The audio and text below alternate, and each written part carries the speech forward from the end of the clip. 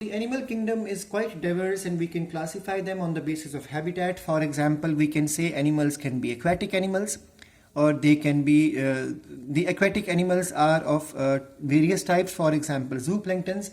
Zooplanktons are on the surface of the water and they move passively with the current of water. Then we have the nectons. Nectons are those which are actively swimming animals. Like example, we have the whale, we have tortoise, fishes. So remember, zooplanktons are also called as the neustons. So neustons, and then we have nectons which are actively swimming. Then there are certain animals which live at the bottom of the lake or bottom of the water bodies, and they are called as benthos. Then we may have littoral animals, those animals which are found in the intertidal zone, the area which is between the high tide and low tide. That area is called as intertidal zone, and in that area the animals which are found in the sea coast area are called as littoral animals. Then we have the neritic animals which are found up to the 200 meters depth in the sea.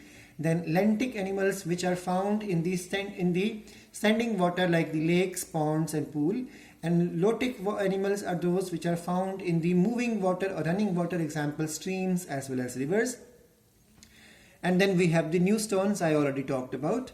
Now in the same manner, terrestrial animals are classified, which are found on land, are classified as the cursorial animal. Now cursorial animals are those which run very fast. Fossorial animals which make burrows underground. Then arboreal which live on trees. Then scansorial which climbs the rocks or climbs the wall.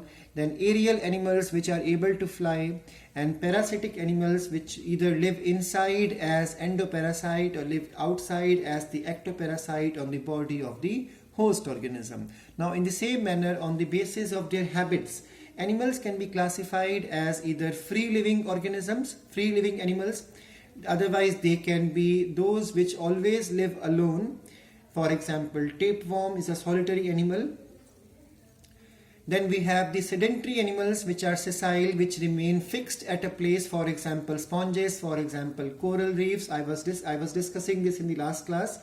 And then we have the colonial animals, those which live in colonies and help in better survival in the form of societies.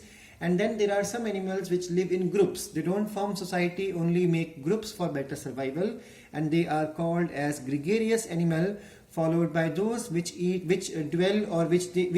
their waste own material, or which dwell on the waste of other organisms, are called as the coprophilous type of animals. Now animals can also be classified as the sanguivorous, which feed on blood, saprophagous, which feed on the semi-fluid organic matter, and then we have the planktivorous or animals which feed on the planktons. Then we have piscivorous which feed on fishes. Then we have cannibals which feed on the same species individuals. That means the animals in the same population eat each other.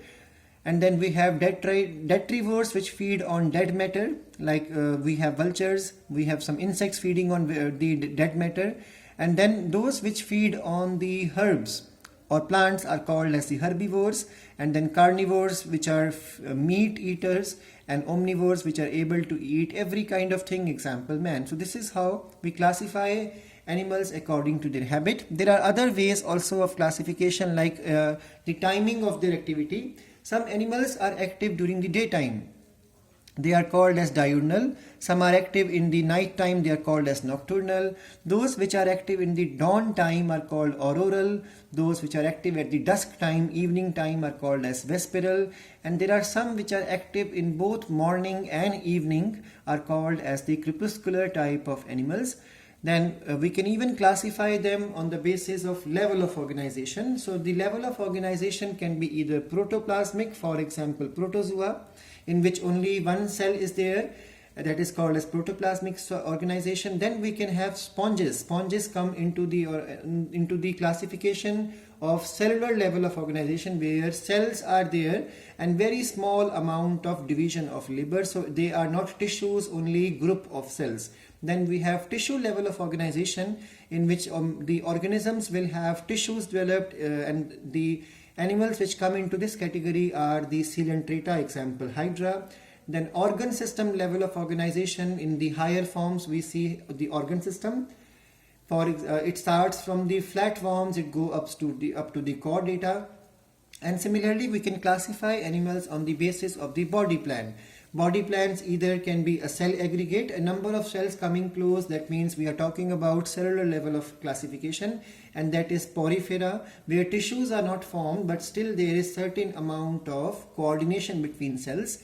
And then we have blind sac plan, in which only one opening is there, so their digestive tract is incomplete, only one opening is there which acts like a mouth as well as anus, and this includes the coelentrates, ctenophora, as well as the flatworms, that means platyhelminthes. Then third body plan possible is tube within tube system. In this system, the organism has a complete digestive tract, so there will be a separate mouth and that will be the opening for entry of food, and separate anus for the waste to go outside. And these organisms can be of two types. If their mouth develops first, they are called as protostomes. If their anus develops first, they are called as the deuterostomes, and human belongs to deuterostomes.